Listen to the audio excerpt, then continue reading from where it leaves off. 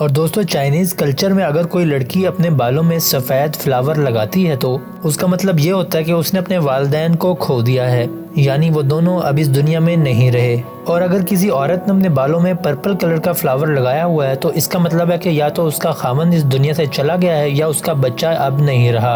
और Chinese culture में ऐसा इसलिए किया जाता है ताकि देखने वाले लोग हमदर्दी का इजहार कर सकें। और कनाडा के एक रिसर्च सेंटर ने सबवे में सेल होने वाले चिकन पर कुछ टेस्ट किए हैं, जिससे ये पता चला है कि कनाडा में ज़्यादातर बिकने वाला चिकन आर्टिफिशियली तौर पर जनरेट किया जाता है, जिसमें 50% ही चिकन की अमाउंट होती है और बाकी तमाम सोया होता है। और दोस्तों शार्क मछली अपनी ज़िंदगी में कई दफ़ा दांत चेंज करती है और तहकीक से पता चला है कि एक मछली अपनी ज़िंदगी में 50,000 दांत उगाती है, जो कि वक्त के साथ साथ गिरते और उगते रहते हैं, जबकि किसी एक वक्त पर शार्क के मुंह में 3,000 दांत भी हो जाते हैं। और दुनिया का सबसे लंबी हाइट वाला कपल जिनका नाम Guinness book of world records में भी शामिल है वो हैं चाइना के सुन मिंगलिंग, जिनका कद 13 फुट 11 इंचेस है और उनकी वाइफ का नाम है जुयन जो कि 7 फुट लंबी हैं और इसी वजह से दुनिया के सबसे लंबे कपल के नाम से जाने जाते हैं। और क्या आप जानते हैं कि अंगोरा जो कि रैबिट्स की एक स्पीशी है वो दुनिया की सबसे ज्यादा फ्लफीएस्ट रैबिट स्पीशी है। दोस्तों हम लोग तो ख्वाब देखते ही हैं, पर क्या आप जानते हैं कि जानवर भी हम इंसानों की तरह ख्वाब देखते हैं। और वैलेंटाइन डे जो कि 14 फरवरी को मनाया जाता है उस वक्त पूरी दुनिया में सबसे ज्यादा सुसाइड्स होते हैं और यूएस में हर 8 में से 1 कपल ऐसा होता है जो कि ऑनलाइन डेटिंग के तौर पर मिले होते हैं। और दोस्तों क्या आप जानते हैं कि ओक्लाहोमा में ये चीज़ गैर कानूनी है कि अगर आप किसी के बर्गर से बगैर उसकी इजाज़त के बाइट लेते हो तो आप पर कानूनी तौर पर कार्रवाई हो सकती है। और सुनहरे मेंढक में इतना ज़्यादा जहर होता है कि उसकी एक बाइट 10 से 20 लोगों की जान ले सकती है, जबकि 10,000 रैबिट्स को उसका एक बाइट का जहर मार सकता है। और दोस्तों दुनिया का सबसे लंबा केचुआ ऑस्ट्रेलिया में पाया जाता है, जिसकी लंबाई 12 फुट और मोटाई 10 इंचेस है।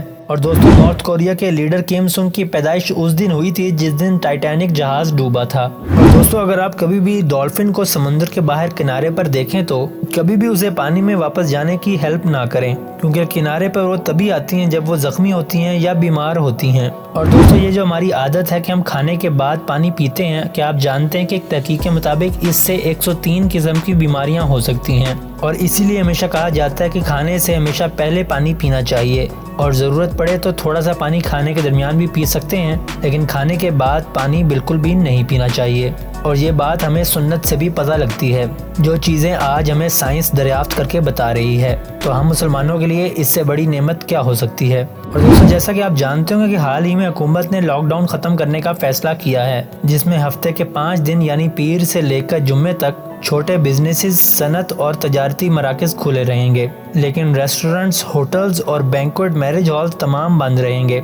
और स्कूल और कॉलेजेस के स्टूडेंट्स के लिए जो खुशखबरी है वो तो आप सुन ही चुके होंगे कि उनको इस साल बगैर एग्ज़ाम के प्रमोट कर दिया जाएगा।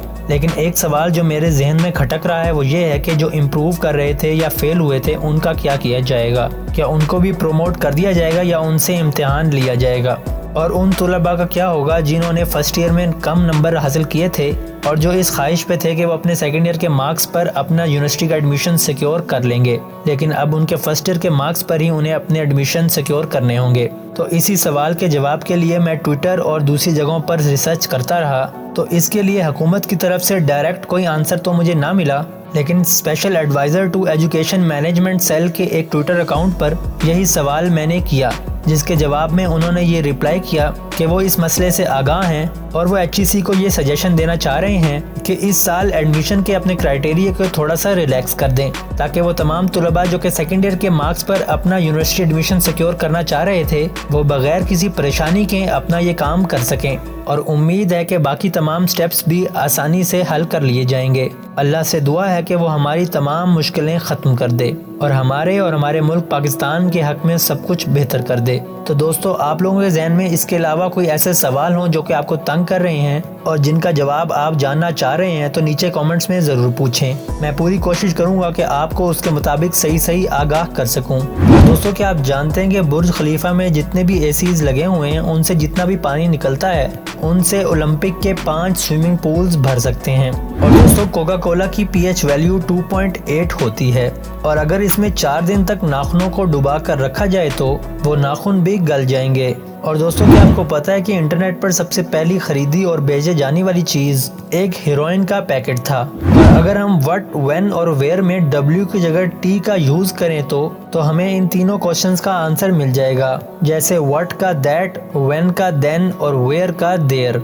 और दोस्तों, कभी आपने नोटिस किया है कि तमाम ऑड नंबर्स में E अल्फाबेट यूज होता है, जैसे 7, 5, 9, 3। और दोस्तों, मशहूर कंपनी फ्लिपकार्ट हर साल 90 लाख से ज्यादा शिपमेंट्स इरसाल करता है। और क्या आप जानते हैं कि वीवो जो मोबाइल कंपनी है उसके मोबाइल फोन तकरीबन 102 मुल्कों में बेचे जाते हैं। और वेनेजुएला में 1 लीटर पानी की कीमत 1 लीटर पेट्रोल से भी ज्यादा होती है। और दोस्तों, क्या आप जानते हैं कि पार्ले जी बिस्कुट पर जो लड़की की तस्वीर है वो अब 61 ईयर की औरत हैं, जिन्होंने अपने बचपन में ये ऐड किया था और अभी तक उनकी तस्वीर इस बिस्किट पर आती है। और दोस्तों, क्या आप जानते हैं कि पूरे माइक्रोसॉफ्ट कंपनी की जितने भी प्रोडक्ट्स बिकती हैं उस सबसे ज्यादा एप्पल के अकेले आईफोन की होती है। और दोस्तों, क्या आप जानते हैं कि दुनिया की सबसे छोटी कार पील P50 है। यह 3 टायरों पर मुश्तमिल कार है जो कि पील इंजीनियर कंपनी ने बनाई है। और रशिया में हर साल 5 लाख से ज्यादा लोग शराब नोशी की वजह से मर जाते हैं। और दोस्तों, क्या आपको पता है कि सैमसंग जो कि साउथ कोरिया की एक मशहूर कंपनी है,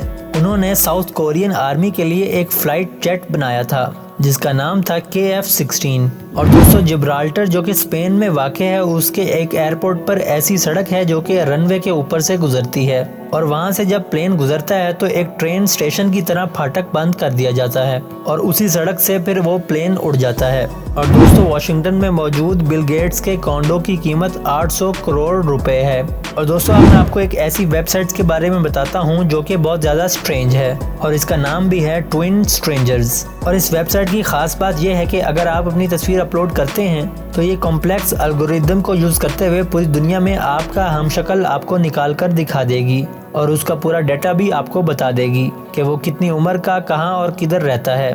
और दोस्तों, ऑक्सफोर्ड यूनिवर्सिटी की एक इलेक्ट्रिक बेल पिछले 1072 सालों से चल रही है। और दोस्तों, क्या आप जानते हैं कि फीफा वर्ल्ड कप सबसे ज्यादा दफा ब्राजील ने जीता हुआ है। और दोस्तों, क्या आप जानते हैं कि इंस्टाग्राम पर पिछले 1 घंटे में जितनी भी तस्वीरें अपलोड की गई हैं, अगर आप उन सबको देखना चाहते हैं तो आपको अपनी जिंदगी के अगले 11 साल ये काम करते हुए गुजारने पड़ेंगे। जी हाँ दोस्तों, सिर्फ 1 घंटे की अपलोडेड तस्वीरों को देखने के लिए 11 साल लग जाएंगे। और दोस्तों, दुनिया का सबसे पहला सिम कार्ड गिसेकी एंड डेवरियन नामी कंपनी ने बनाया था।